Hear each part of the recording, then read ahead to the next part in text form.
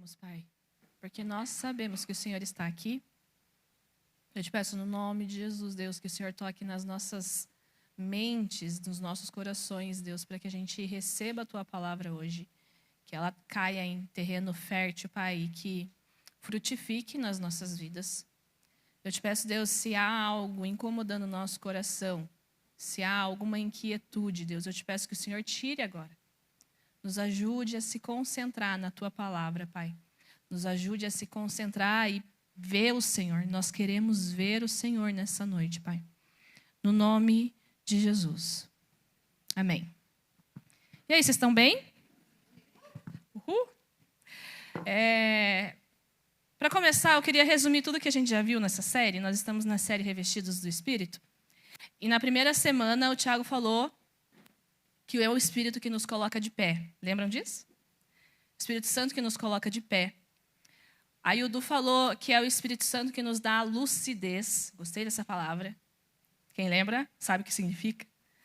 É o Espírito Santo que nos reveste de poder, de autoridade. É o Espírito Santo que nos capacita a viver em santidade.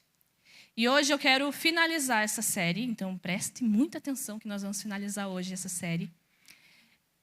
Ou seja, quando a gente pegar tudo isso que a gente aprendeu sobre essa série, a gente descobre que sem Jesus nós não podemos fazer nada. Sem Jesus nada podereis fazer. E Jesus estava falando sério, que sem Ele nada a gente pode fazer. E se você perdeu alguma dessa série, eu queria encorajar você a retomar. Vai lá, assiste a série a pregação que você perdeu, porque eu não sei se vocês percebem, mas é uma construção. É como uma continuação, uma coisa vai continuando na outra. E quando a gente perde uma dessas palavras, eu sinto como se fosse um corpo. Nós somos um corpo, não somos? Recebendo alimento, mas esse alimento não está indo para todos os órgãos. Você consegue imaginar uma parte do seu corpo que não está recebendo a nutrição que você está colocando para dentro? Essa parte vai ficar enfraquecida em relação às outras. Então, por isso que é muito importante, por isso que a gente bate sempre nessa tecla, venha para o culto. Né? E quando não vier, quando estiver em algum outro lugar, se não tiver conseguido prestar atenção, vai lá e assiste de volta a palavra. Nós estamos gravando justamente para que o corpo todo seja alimentado de forma uniforme, né? Que todo mundo receba esse alimento. E hoje, para finalizar, eu vou falar sobre revestidos para vencer as batalhas. E diante de tudo que a gente tratou até aqui, fica muito claro que a gente só vai vencer as batalhas quando a gente tiver uma aliança inquebrável com Deus. É isso que é ser revestido do Espírito, é ter uma aliança inquebrável. É quando as nossas crises não afetam a nossa fé. Eu estava conversando com o pessoal do presbitério esses tempos e é isso. A gente tem crises, a gente passa por dificuldade, a vida acontece e acontece de jeitos que a gente não gosta às vezes. Acontece coisas que nos frustram, a gente fica chateado, a gente fica desesperado. Mas o problema é quando essas crises que a gente passa, as nossas crises existenciais, as nossas tristezas, as nossas crises de qualquer fator, afeta diretamente a nossa fé. Se afeta a nossa fé, é porque a gente ainda não está revestido do poder do alto. É normal a gente ficar triste, mas não é normal a nossa fé ficar tão abalada quando a gente está triste. Estão entendendo o que eu estou falando? E aí, faz umas 2 semanas, tem uma pessoa conhecida nossa que morreu. E ela tem a nossa idade. Tinha. E ele passou 2 anos e meio lutando contra um câncer. E foi muito legal, porque não foi isso legal, o fato dele morrer não é legal. O legal foi o que ele postou, né? Antes dele morrer. Uma semana antes dele morrer, ele fez vídeos falando sobre as expectativas dele, porque ele sabia que ele ia morrer. E aí eu até compartilhei com o Renato sobre esse vídeo, a gente estava conversando, e nesse vídeo a gente percebe um zelo tão cuidadoso para preservar a fé, que eu fiquei encantada. Eu percebi, cara, essa pessoa era revestida do Espírito. E num determinado momento do vídeo ele falava assim: eu tinha as minhas inquietudes, mas tinha momentos que no meio das minhas inquietudes eu falava, daqui eu não posso passar mais, porque daqui para frente tem a ver com a minha fé. Então, quando a gente é revestido do poder de Deus, quando a gente é revestido do Espírito, é essa fidelidade que a gente tem. E a fidelidade tem a ver com posicionamento. Certo? Eu queria que vocês abrissem comigo em Tiago 1, versículo 5. Esse ainda não é o texto base da palavra de hoje, mas tem a ver com isso que eu estou falando, de que fidelidade é posicionamento. Tiago 1, versículo 5 diz assim, ó: se algum de vocês precisar de sabedoria, peça a Deus generoso e receberá. Ele não os repreenderá por pedirem. Mas quando pedirem, façam-no com fé, sem vacilar, pois aquele que duvida é como onda do mar empurrada e agitada pelo vento. Ele não deve esperar receber coisa alguma do Senhor, pois tem a mente dividida e é instável em tudo o que faz. A gente precisa combater a nossa mente dividida e a gente precisa combater essa instabilidade que a gente tem, para que a gente consiga ser fiel, para que a gente consiga estabelecer uma aliança inquebrável com Deus. E hoje, eu quero que a gente consiga estabelecer essa aliança, e para isso eu vou usar a imagem, para que vocês consigam entender o que eu estou falando, de um casamento que, no nosso nível aqui, é a aliança mais inquebrável que a gente conhece. Estão entendendo? A gente tem aliança com amigos, a gente tem. Mas quando a gente casa, a gente está assumindo uma aliança que a gente não tem nenhuma intenção de quebrar. A gente entende que essa aliança deveria ser eterna até que a morte nos separe, né? Mas o conceito de aliança dentro da nossa sociedade está abalado. A gente não sustenta, muitas vezes, a nossa aliança por muito tempo. Porque quando nós estamos incomodados, nós temos uma tendência muito grande de eliminar o nosso incômodo. A gente, como cristã, esse conceito, nós temos amizades que são descartáveis. Aquelas que não são convenientes para nós. Os casamentos que às vezes, essa sensação de descartável demora um pouquinho mais no casamento, mas os casamentos também estão descartáveis. A sociedade está vivendo dessa forma. Deixa eu só tirar meu casaco. Então, são 3 níveis de relacionamento que eu pensei. A amizade a gente descarta.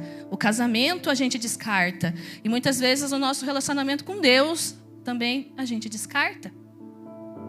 E isso não pode ser assim. Quando nós fazemos uma aliança de casamento, sendo cristãos, a gente precisa entender que é uma aliança mais profunda do que uma aliança de amizade, certo? Ou você sente que com o teu marido você trata da mesma forma que você trata qualquer amigo. Não, é uma aliança mais profunda. E o tema dessa palavra, e tudo que eu vou dizer, não é sobre casamento. Mas se o que eu falar sobre casamento te ajudar a perceber que o teu casamento não está do jeito que tem que estar, eu coloco o presbitério. Vou jogar vocês no rolo. Coloco o presbitério à disposição para te ajudar no teu casamento também. Então, o casamento e essas dificuldades de casamento não é o principal que eu quero falar hoje, mas provavelmente, com aquilo que eu vou dizer, você vai perceber, nossa, o meu casamento ainda não é assim. Então, isso é um bônus, tá? É um bônus da palavra de hoje. Se isso tocar no seu casamento, glória a Deus. Mas o que eu quero tocar é no seu relacionamento com Deus. E aí eu queria que vocês imaginassem um contexto de casamento em que não tenha mais comunicação. Todo mundo já conheceu alguém em que o marido e a mulher não se falam mais. Só falam o estritamente necessário para conviver na mesma casa.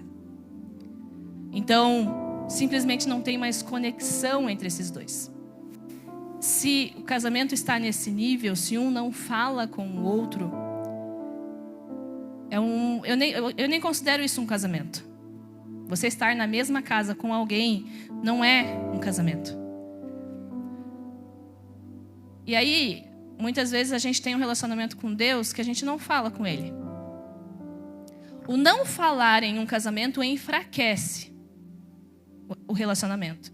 E o não falar com Deus também enfraquece esse relacionamento. Então, só existe uma forma de você ter intimidade com Deus, que é através da oração. Assim como a gente, num casamento, conversa um com o outro para criar intimidade, Deus quer que a gente aprenda a falar com Ele, não só porque Ele quer que a gente fale com Ele, é porque a gente desenvolva uma intimidade com Ele. Estão comigo?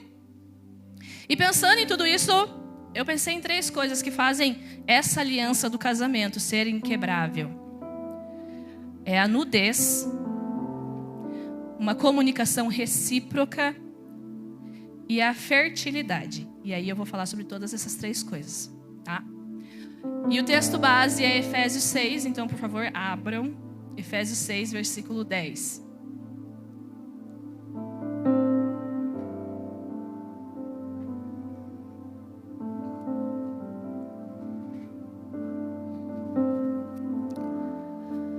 Uma palavra final. Sejam fortes no Senhor e em seu grande poder. Vistam toda a armadura de Deus para que possam permanecer firmes contra as estratégias do diabo. Pois nós não lutamos contra inimigos de carne e sangue, mas contra governantes e autoridades do mundo invisível, contra grandes poderes nesse mundo de trevas e contra espíritos malignos nas esferas celestiais. Portanto, vistam toda a armadura de Deus para que possam resistir ao inimigo no tempo do mal. Então, depois da batalha, vocês continuarão de pé e firmes.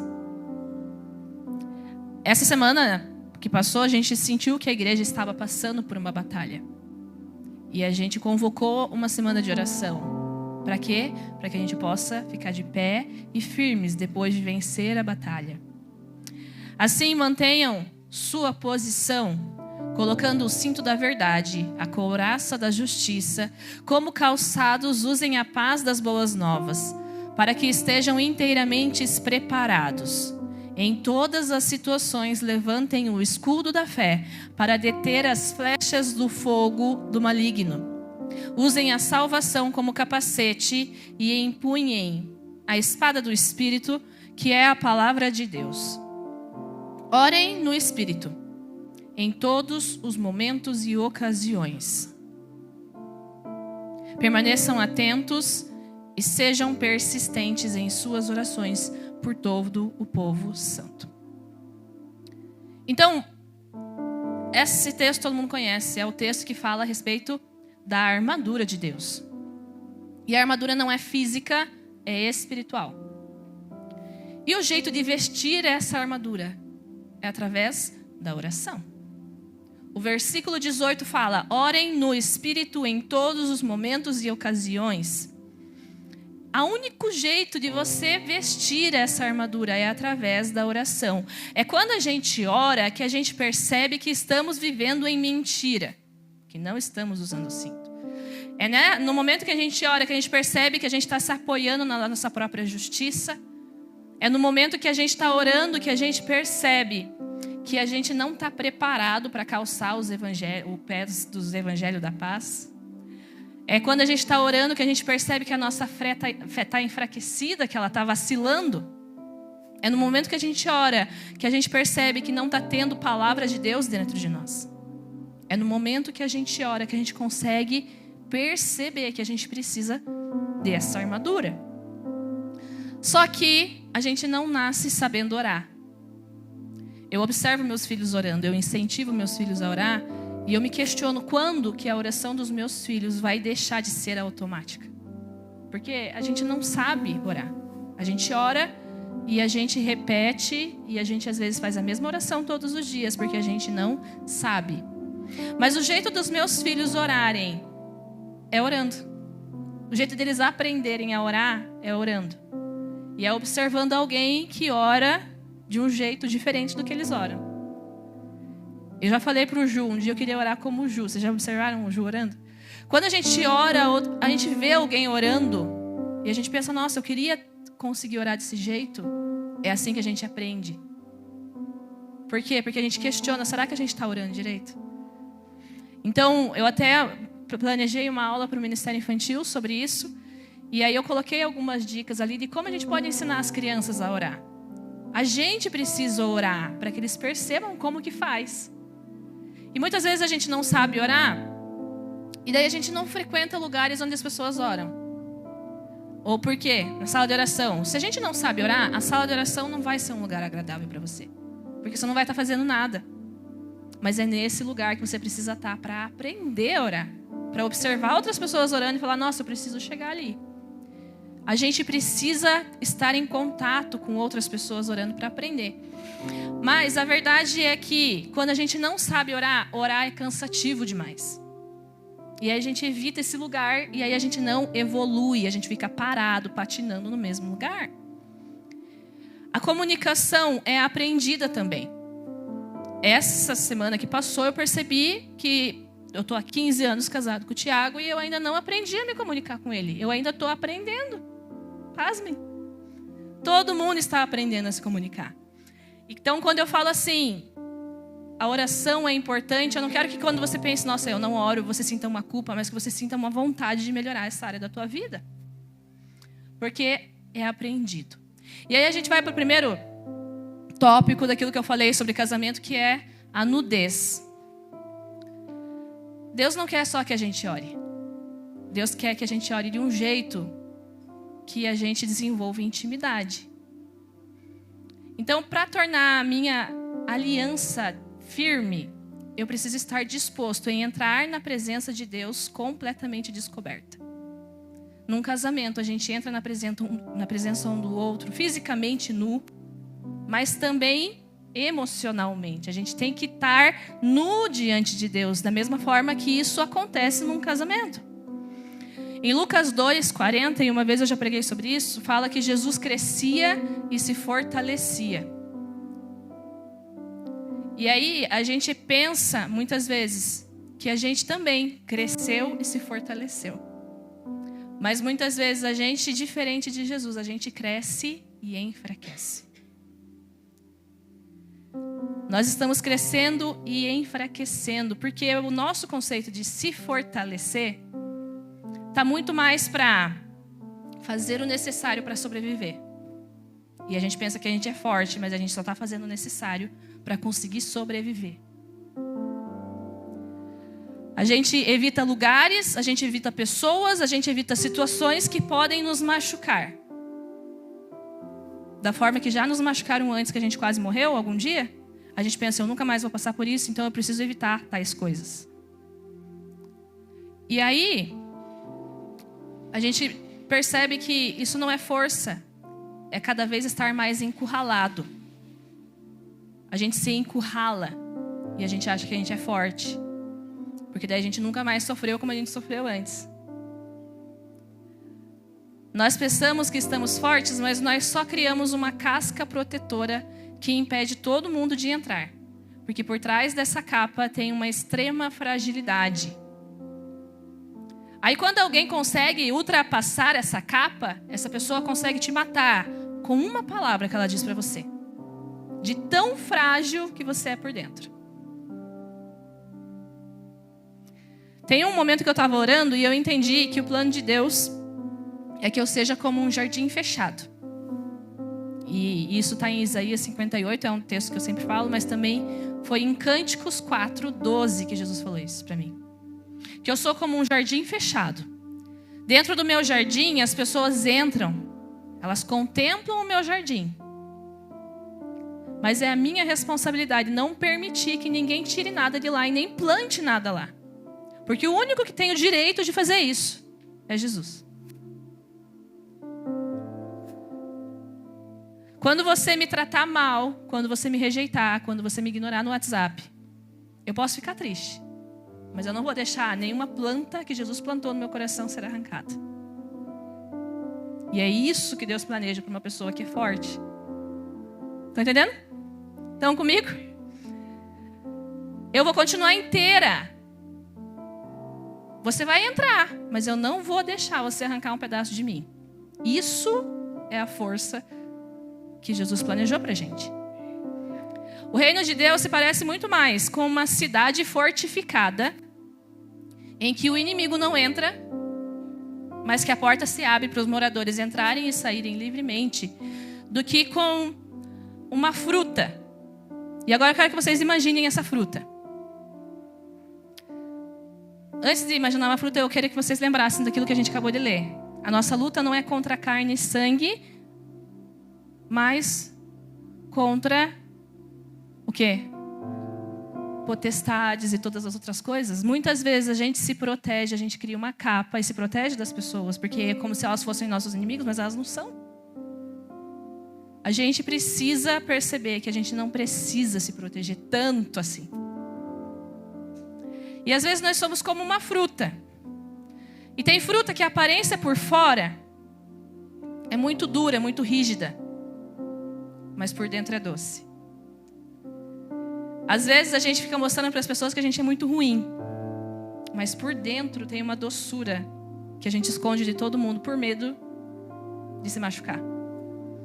Mas tem um caso mais sério, que é quando é muito bonito por fora e amargo por dentro.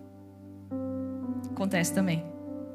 Em que a aparência externa é muito boa, mas por dentro só a pessoa sabe quão amarga até, quão contaminado está.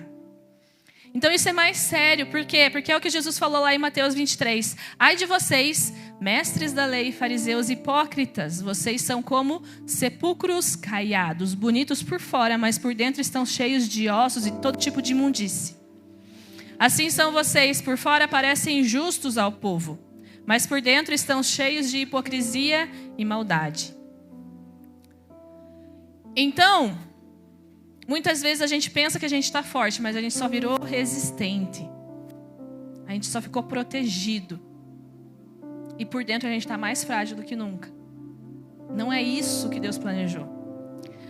A nossa esperança é ser revestido do Espírito e experimentar a promessa de Ezequiel 36, 26, que fala assim: darei a vocês um coração novo e porei um espírito novo dentro de vocês. Tirarei de vocês o coração de pedra impenetrável. Lhes darei um coração de carne.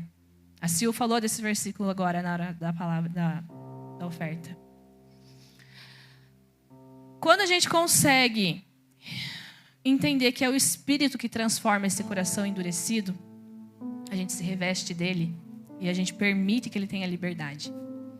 Quando nós conseguimos entrar na presença de Deus totalmente descobertos, mostrando para Deus do lado de fora, mostrando para Deus do lado de dentro, deixando Deus entrar, fazer o que Ele quer, a gente precisa entrar totalmente descobertos, precisa revelar o que está escondido aqui dentro.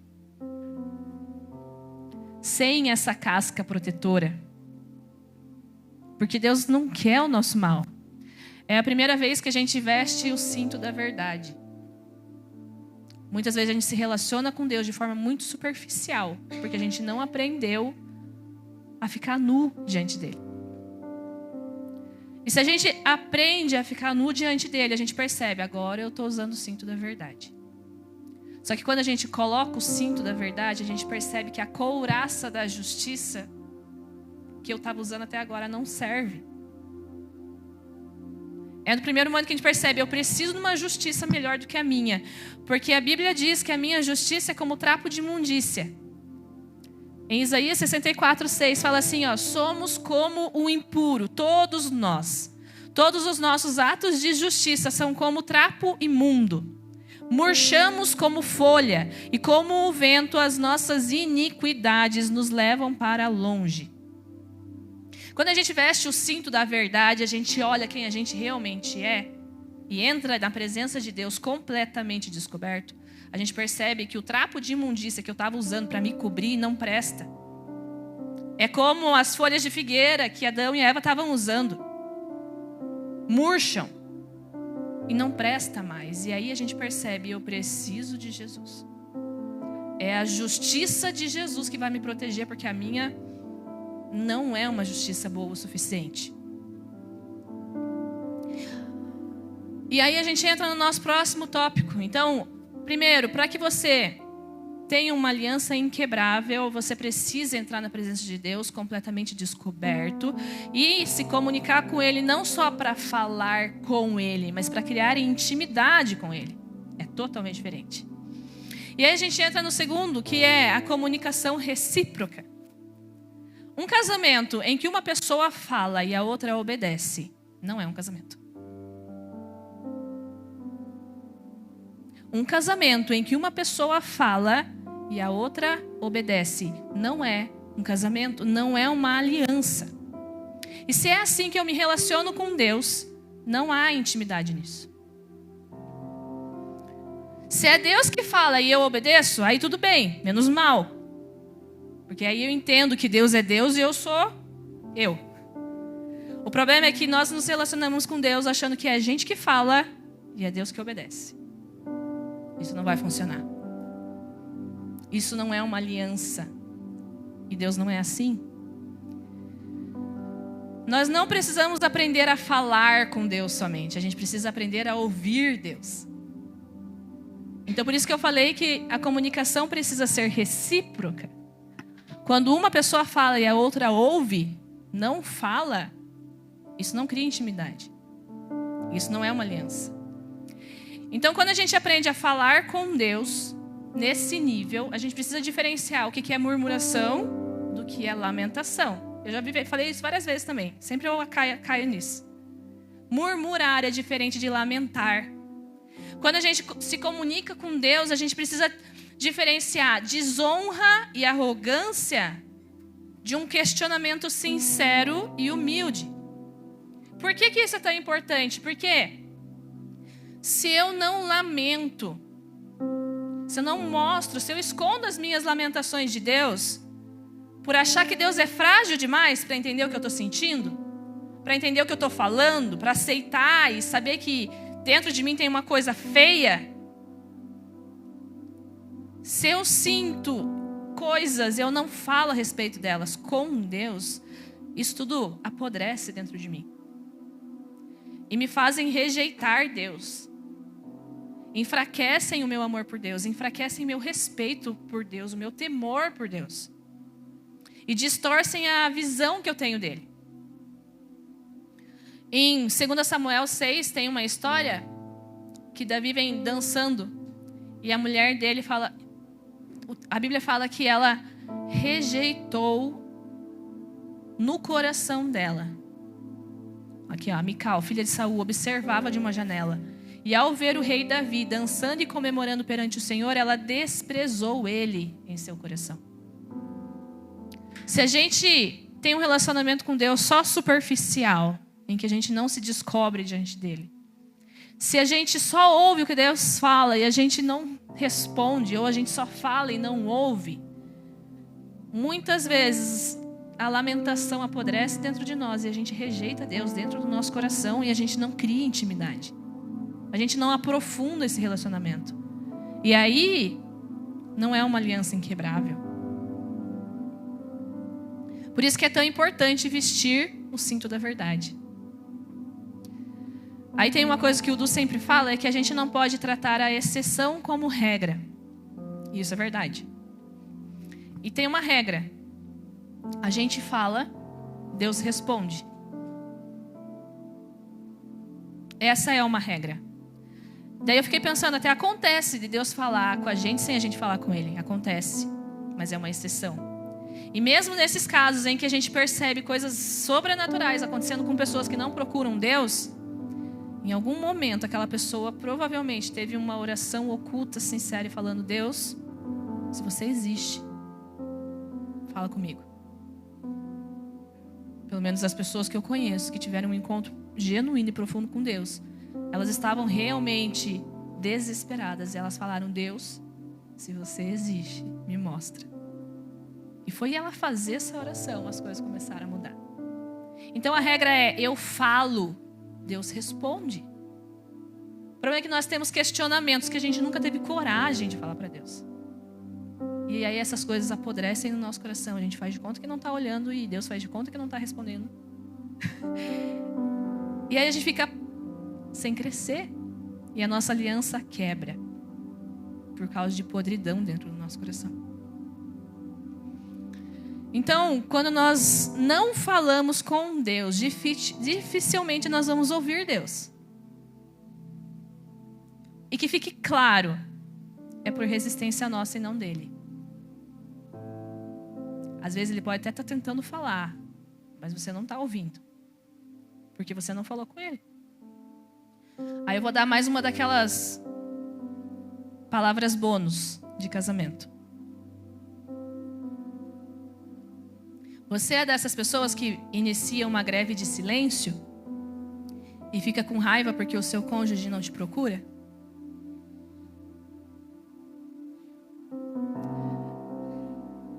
Greve de silêncio desconecta, penaliza, desliga e torna vulnerável a ataques externos. Gera desprezo no coração. Greve de silêncio é maligno dentro de um casamento. E eu concordo que muitas pessoas precisam ficar em silêncio por um tempo. Muitas pessoas, uma coisa é você perceber, nossa, a minha reação quando eu tô com raiva é ruim, então eu preciso ficar em silêncio para digerir aquilo, para filtrar, para orar, para acalmar, daí depois eu vou falar. Isso é certo. O problema é que às vezes a gente quer fazer uma greve de silêncio para penalizar o outro, para que ele se sinta ainda mais culpado, para que ele perceba que ele é ainda mais errado, para que ele esteja mais abaixo. Estão entendendo o que eu estou falando? A dica para o casamento é essa. Mas no nosso casamento a gente até consegue penalizar o outro. Mas quando a gente tenta penalizar Deus, quando a gente penaliza o outro dentro do casamento, o que é penalizado na verdade é a intimidade do casal, é o casamento, é a aliança. Quando a gente tenta fazer greve de silêncio com Deus, a gente está penalizando a nós próprios, porque é nós que precisamos de Deus, não é Deus que precisa da gente. A nossa força enfraquece, não é a de Deus. Deus continua sentado, imutável no trono. Mas nós nos desconectamos. E aí eu queria que você imaginasse uma cena. Tem gente que... Eu fico imaginando a cena da gente ficando bravo com Deus, em silêncio, sem falar a respeito das coisas que estão aqui dentro. E eu fico imaginando, Deus, para que você perceba que eu não estou bem, estou tirando o meu capacete da salvação e estou colocando aqui na mesa. E eu vou seguir minha vida sem o capacete da salvação.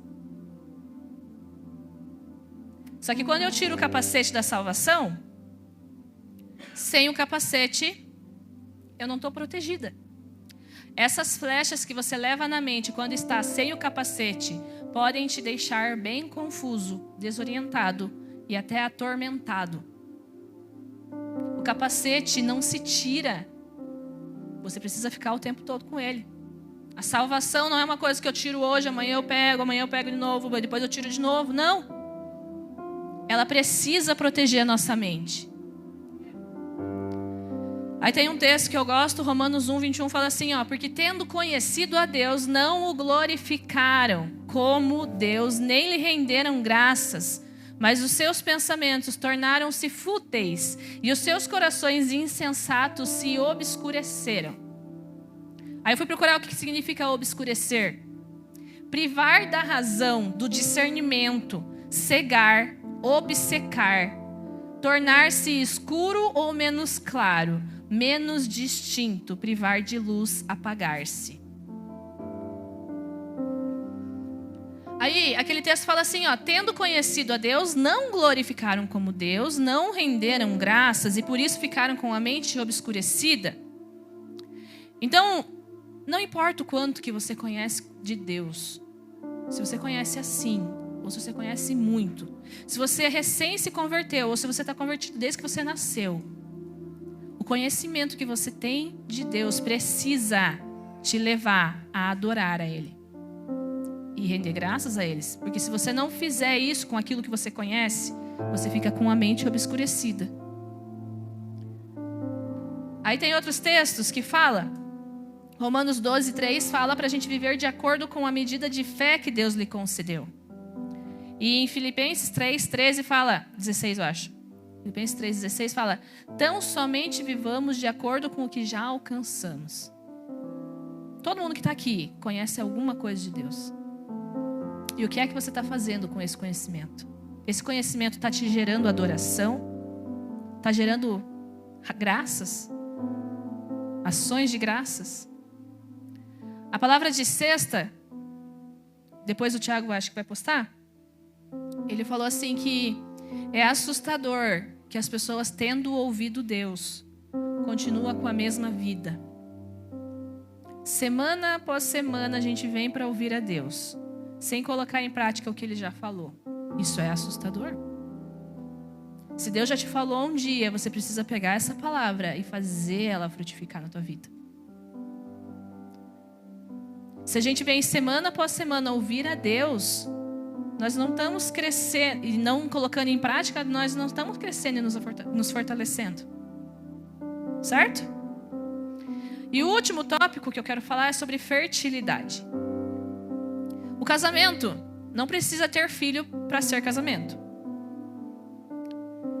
Eu disse que casamento sem nudez e casamento sem comunicação recíproca nem é um casamento. Casamento sem filho continua sendo casamento, né? Então, tem famílias que não conseguem ter filho, tá tudo bem. Mas a fertilidade que eu trouxe aqui não tem a ver só com gerar filhos, mas tem também. Quando eu falo de fertilidade, eu estou falando sobre construir as coisas juntos. Tem gente que fala assim, eu não vou casar enquanto eu não tiver minha casa, enquanto eu não tiver uma estabilidade financeira. E a gente fala, você não vai casar nunca então? Porque a gente constrói as coisas juntos. A gente não precisa ter tudo pronto para entrar no casamento. A gente compartilha uma vida. Certo? Então, mais um bônus para vocês. Em um casamento que é saudável, a vida é compartilhada intimamente. O que um tem é do outro também. Certo? O dinheiro de um é dinheiro do outro. A alegria de um é a alegria do outro. O sofrimento de um é o sofrimento do outro. A responsabilidade de um é a responsabilidade do outro. Tudo é compartilhado. Não tem como você casar e continuar tendo a tua vida como era antes de casar. Certo? Mas muitas vezes a gente se relaciona com Deus sem querer o pacote completo. A gente quer só a parte bonitinha. Muitas vezes a gente se relaciona com Deus e só quer a parte fácil, que é todo mundo que crê vai ser salvo. Eu quero salvação, eu vou crer. Em Colossenses 1:24 fala assim, ó: agora eu me alegro em meus sofrimentos por vocês e completo no meu corpo o que resta das aflições de Cristo, em favor do seu corpo, que é a igreja.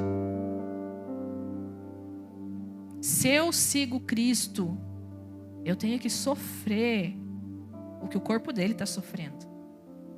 Eu não posso sentar aqui e pegar todos os benefícios e jogar fora todo o resto. Não dá para escolher só a parte fácil de seguir a Cristo, aquela que diz que basta crer e sereis salvo, e deixar de lado aquela que diz negue-se a si mesmo, pegue a sua cruz e me siga. Ou aquela parte que diz, aquele que ama mais o pai e a mãe do que a mim não é digno de ser meu seguidor. Quando a gente casa, a gente tem que levar o pacote todo, a família, a sogra, sei lá, tudo. A história da outra pessoa, as dificuldades, os traumas. Quando a gente tem um relacionamento inquebrável com Deus, a gente não pega só o que é conveniente. Aí, quando a gente percebe isso, eu tenho que pegar o calçado que me capacita a carregar o evangelho por onde eu for. O casamento acontece em todo o tempo. A gente ora em todo o tempo. Aquele texto estava falando isso. Orem em todo o tempo. O casamento não acontece só em datas, ocasiões especiais. Hoje eu estou fazendo um ano de casado, então hoje eu vou ser uma boa esposa, hoje eu vou agradar e hoje eu vou mostrar que eu amo. Não, isso não vai funcionar. O casamento acontece todos os dias. Não dá para viver o casamento só de vez em quando. Não é só nesse dia que eu me importo em ser uma boa esposa e demonstrar amor todos os dias. Então, da mesma forma, eu não posso orar só quando eu estiver inspirado. Eu não posso orar só quando eu estou com vontade. Eu não posso orar só quando eu estou no culto. Eu preciso orar todo o tempo. Porque é uma aliança que eu carrego todo o tempo. E aí eu vou para uma parte mais polêmica da minha palavra hoje, que é um texto do C.S. Lewis. ele fala assim, ó, o ato que gera uma criança deveria ser acompanhado pelo prazer. E geralmente é acompanhado pelo prazer, mas não é o prazer, porém, que gera a criança. Onde há prazer, pode haver esterilidade. Onde não há prazer, o ato pode ser fértil. Estão entendendo o que eu estou falando? O mesmo se dá no casamento espiritual entre Deus e a alma. É a presença real do Espírito, não a sensação da sua presença que gera Cristo em nós. Às vezes a gente só ora quando a gente sente arrepio. A gente acha que toda vez que a gente orar, Deus vai descer e vai revelar algo sobrenatural. A gente acha que a gente precisa chorar. Eu sou uma que choro pra caramba. Quando eu não choro, eu penso, tem alguma coisa errada. Mas não é só quando eu choro que a minha oração gera algo em mim. Não é só quando eu estou no culto e o culto está uau, que gera algo em mim. O ato sexual pode gerar uma vida, mesmo quando não há prazer envolvido. A oração também pode ser eficaz e significativa, mesmo quando não sentimos fervor, inspiração ou prazer ao fazer isso. A gente precisa orar todo o tempo. Não é o sentimento que vai validar ou dar poder à oração, mas o próprio ato de orar em si, a entrega, a intenção, a fidelidade de se colocar diante de Deus, mesmo sem sentir nada. É isso que vai gerar uma aliança inquebrável. Ela acontece todos os dias, no meio da nossa vida ordinária, sem graça. No meio das coisas mais bobas, ela vai fazer, a oração vai fazer com que a nossa vida seja significativa e sobrenatural. E aí eu queria chegar para a conclusão. Eu não sei se você notou, mas eu já falei do cinto da verdade. Eu já falei da couraça da justiça. Eu já falei da capacete da salvação. Eu já falei sobre vestir os pés do evangelho da paz. O que faltou? A espada e o escudo. E aqui na minha conclusão eu quero falar sobre a espada e o escudo. Você já percebeu que todas as outras coisas eu visto e só a espada e o escudo eu seguro? Eu estou vestido do capacete, eu estou vestido da couraça e eu visto o cinto e eu visto o negócio no meu pé. Mas a espada eu seguro e o escudo eu seguro. Pega esse mistério. Tem uma diferença significativa entre você vestir uma coisa e você ter que segurar uma coisa. E aí eu fiquei pensando, nossa, se eu ficar segurando um escudo numa mão e minha espada na outra, eu não consigo fazer mais nada. Não é? Não dá pra gente pegar e falar assim, vou tomar um cafezinho aqui. Vou largar o escudo. Para tomar um cafezinho eu tenho que largar, não é? E aí isso fez eu pensar que carregar um escudo e uma espada é pesado demais. Deve ser difícil. Sabe quando que a gente segura uma espada e um escudo? Quando, gente? Quando a gente está na guerra. A gente só segura uma espada e um escudo quando a gente sabe que está na guerra. Estou dizendo para vocês, não é que você não pode mais tomar o teu cafezinho em paz. Mas enquanto você toma o seu cafezinho, você precisa garantir que você está segurando o teu escudo e a tua espada. Dá um jeito, dá os teus pulos. Porque você está numa guerra. Estão entendendo o que eu estou falando? E aí a gente entra no que o Du falou. Por que as coisas lícitas, por que as coisas que eu estou fazendo atrapalham no meu relacionamento com Deus? Porque se você largou o escudo e a fé para fazer essas coisas, vai dar ruim. Você pode continuar fazendo essas coisas desde que você esteja garantindo que o escudo da fé esteja numa mão e que a espada do Espírito esteja na outra.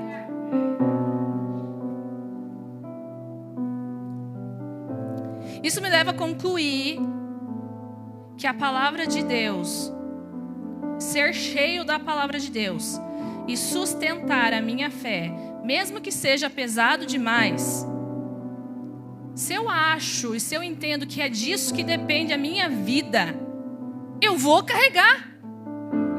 O problema é que a gente acha que a gente está num parque encantado de diversões. E a gente não entende que a gente está no meio de uma guerra. Aí eu fico pensando, e eu também vou ter que citar o C.S. Lewis de novo. Outro livro. Fala assim, ó. Eu creio no cristianismo, como eu creio que o sol nasceu.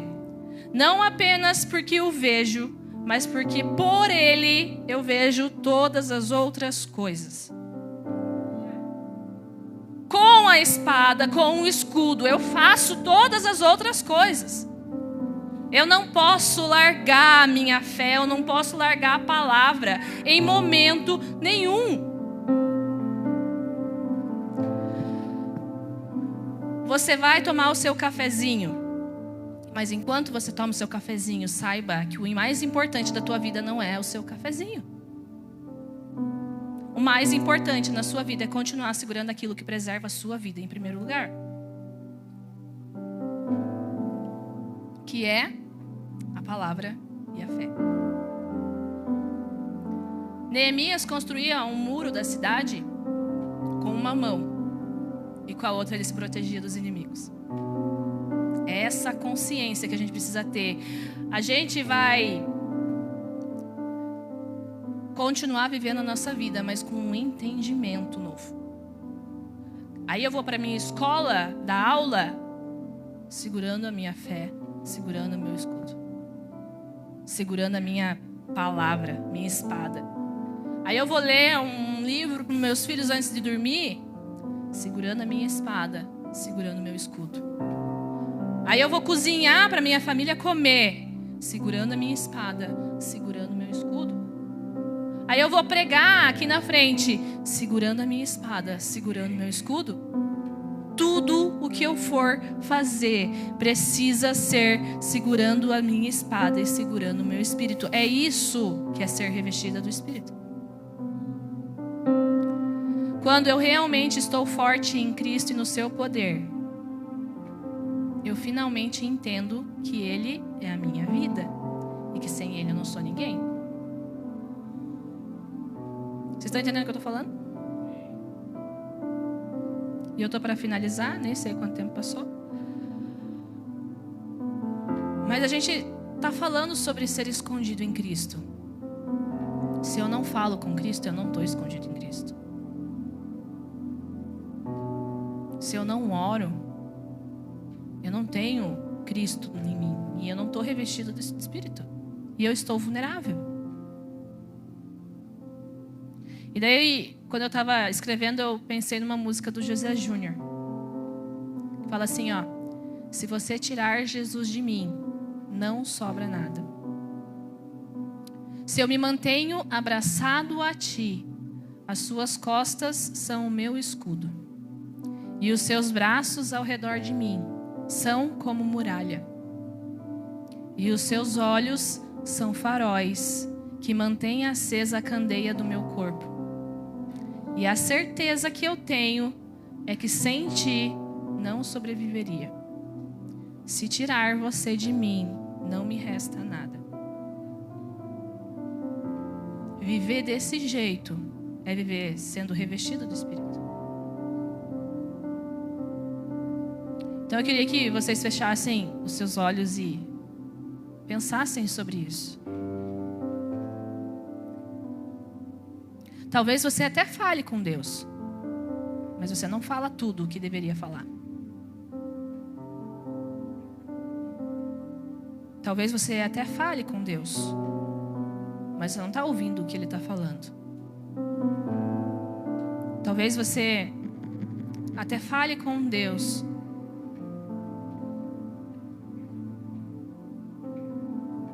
mas você não está gerando nada com Ele. Você não está permitindo que Ele te chame para ter um filho com você. que Ele te chame para participar de algo que Ele está fazendo. Talvez você até fale com Deus, mas você não está deixando Ele plantar nada nesse teu jardim. E daí você não sente a dor que Ele está sentindo. E você não sente a responsabilidade em construir junto aquilo que Ele está construindo. Talvez você até fale com Deus, mas essa aliança não está tão inquebrável assim. E hoje eu queria que a gente fosse muito honesto e percebesse se a gente realmente está vestindo essa armadura. Se realmente, se a gente passar por uma batalha, depois dela a gente vai permanecer de pé. E firme. De pé e firme. E forte. E não só resistente e sobrevivendo. Não só vivendo mais um dia, sem força nenhuma, com medo de cair. E se você quer hoje confessar a tua fraqueza, confessar a tua vulnerabilidade, e confessar que você está quase caindo, e pedir para que a gente ore junto com vocês, eu queria que você viesse aqui na frente.